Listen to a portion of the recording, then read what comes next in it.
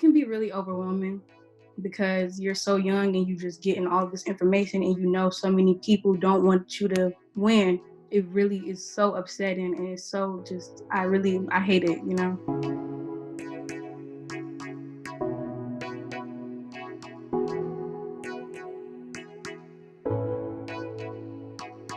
This moment is reminding me of at the height of my activism in college, how much I was depressed. And I never talked about it. While there's so much joy and agency in the work that they do, they're also really tired and stressed and overwhelmed and scared and have no idea what's going to happen. And they continue to spend their childhoods fighting for systems that are supposed to be serving them. Naomi and Emily are a part of a youth social justice group in Detroit. I talked to them about racism and the racial trauma that comes along with the type of work they do. I'm Nicole Ellis, and this is the new normal. What does it mean to feel or be traumatized by what's going on? Like, how does that manifest itself? I overwork. So I find myself diving into work. I find myself, questioning if I'm doing enough all the time. I find myself saying yes to everything. I'm basically like just burning myself out. I am very, very self-critical. I usually feel like I'm not doing enough. We could look at past movements and see how much our freedom fighters did not stop, right? And they pushed and pushed until they died. I might be 20 on the outside. God knows what my insides are looking like at this point because, honey, I don't know. I think it's at least 38. As social justice advocates, Emily and Naomi are used to dealing with race and racism head-on a daily basis. But watching George Floyd's death is creating similar feelings of trauma and anxiety for Black people all over America and the world. And that's because Black people deal with racism in seemingly small and big ways every single day. Whether it's somebody crossing the street because they see you coming, or somebody at the office wanting to touch your hair, or one of your classmates making you the de facto Black History Month ambassador because you're the only Black kid in class. It is exhausting, and that takes just a little bit out of us each and every day.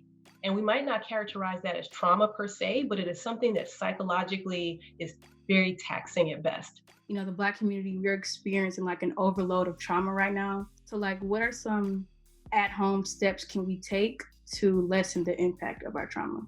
With the help of Dr. Walker and Dr. Harris McCoy, we came up with some tips on how to cope when those big and seemingly small instances of racism become unbearable. It's helpful to know what your body feels like when it is calm. If you're engaging in your familiar coping skill, but you're still feeling exhausted, if there's still this anxiety or fear, realizing that, okay, so this coping skill is not working in this context, which means I may have to pivot. How do you balance feeling like you want to be a part of supporting your community and feeling like you need a mental health break? Like, we should on ourselves so much. I should be out there protesting. I should be able to contribute in some meaningful way to this specific organization. And we put all of this pressure on ourselves, and it just makes us feel worse. Maybe if you could just take some time and you'll feel even better about your contribution tomorrow. Understand that you're allowed to take a break. You're allowed to rest. You're allowed to recharge. So you can then come back with energy, because it's not going to end right now. We're probably going to do this for the rest of our lifetime. Our thoughts, I think, are much more powerful than we realize. So if we say something like, I can't get through another day of this, then guess what? It's going to be really hard to get through another day. A substitute for that might be more like, okay, I can get through another hour. Then we can problem solve a little bit better. What do I need to do to get through another hour? I stand on you can't do anything without community. I call them my soul friends. The community who holds you accountable, who both lays your edges and snatches your edges at the same time. African people were brought to the US as enslaved people, and there is this incredible resilience of having overcome considerable trauma. Most of the people who, come to be great, impressive people in our society, they've overcome something. And so when you see someone overcome and they find their gifts and their talents and their strengths, it is that much more meaningful.